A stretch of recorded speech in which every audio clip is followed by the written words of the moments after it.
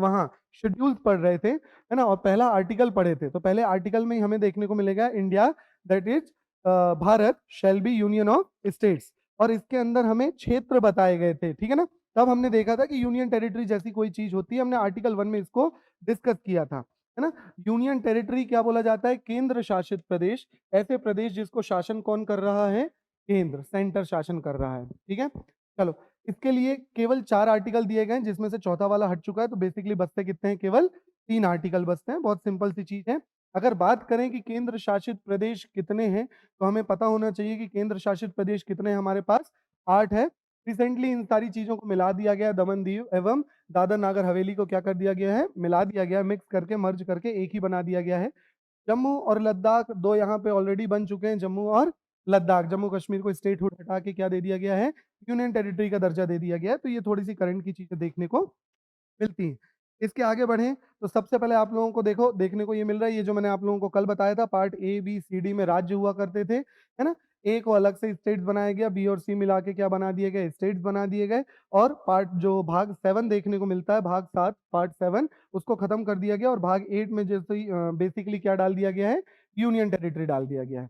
अब बात करें कि यूनियन टेरिटरी बनाया क्यों जाता है और कैसे बनता है, ठीक है। तो देखो, जितनी भी यूनियन टेरिटरी है, यहाँ लिस्ट देखो, जितनी भी यूनियन टेरिटरी आप लोगों को देखने को मिलेगी, सबका कोई ना कोई स्ट्रेटेजिकल इंपॉर्टेंस रहेगा, ठीक है ना। क्यों बनाई गई है?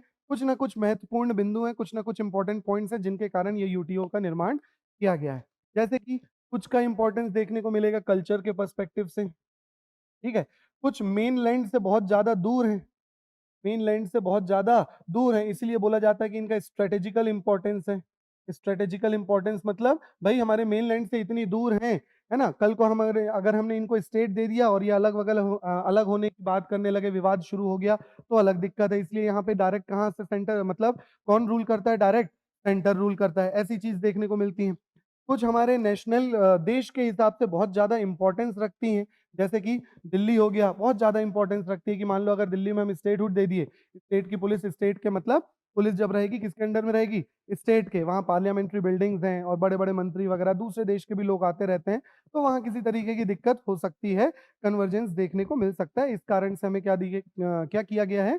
उसको यूटी बनाया गया है ना। तो यूटीज बनाया क्यों जाता है? केवल और केवल अलग अलग कुछ कल्चर के डिफरेंसेस देखने को मिलते हैं, कहीं सोसाइटी के डिफरेंसेस देखने को मिलते हैं।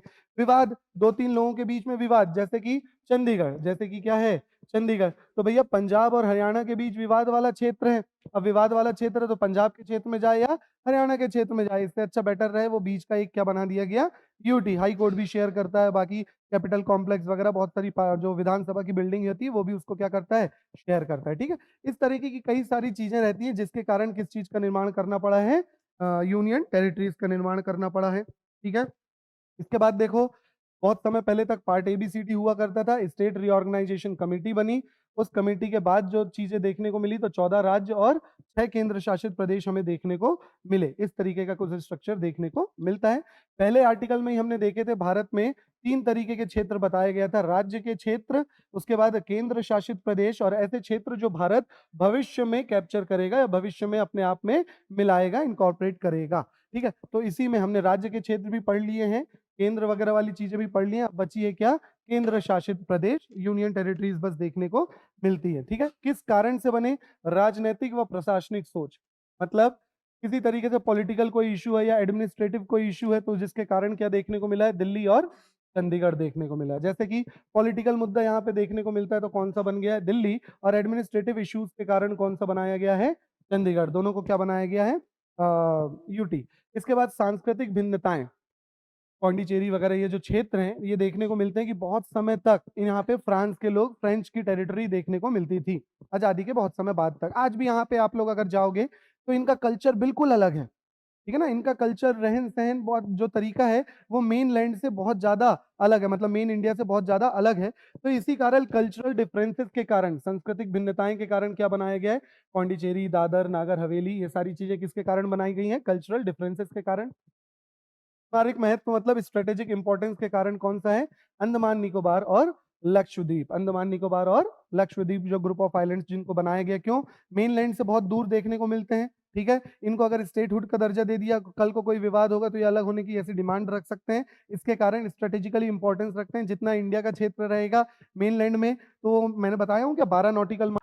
अगर आप चाहते हैं अपने कैरियर को एक नई दिशा देना और सुनहरे भविष्य को साकार करना, तो जुड़िए कंपटीशन कम्युनिटी के साथ। आज ही हमारे वेबसाइट के कैरियर पेज पर विजिट करें अथवा डिस्क्रिप्शन बॉक्स पर दिए गए लिंक पर क्लिक करें। हमेशा आपके साथ टीम कोको।